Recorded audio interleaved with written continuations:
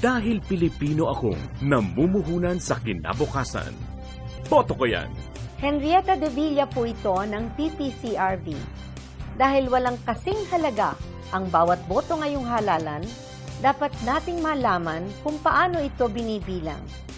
Ang Board of Election Inspectors o BEI ang namamahala sa buong electoral process sa bawat presinto.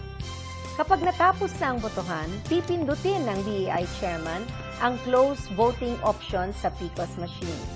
Automatic na bibilangin ng PCOS ang lahat ng boto na pumasok sa makina.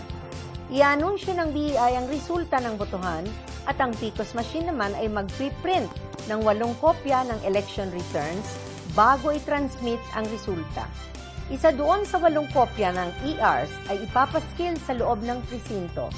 Ibibigay ng BEI Chairperson ang naiiwang 7 ERs sa bawat isang nakatakdang tatanggap nito ayon sa Republic Act 9369, ang batas ng Automated Election System.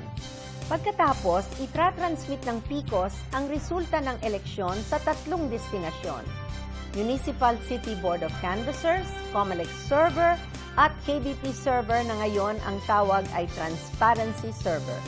Ang lahat ng election returns at audit logs na nagmula sa PCOS at iba pang election paraphernalia ay seselyuhan at ilalagay sa loob ng ballot box. Tape naman ng paikot-ikot ang ballot box at pipirmahan ng BEI ang pinaikot na tape, pati na rin ang poll watchers ng dominant majority at minority political parties at accredited citizens arm katulad ng PPCRB. Matapos ito, dadalhin ang ballot box sa municipal and/or city treasurer's office.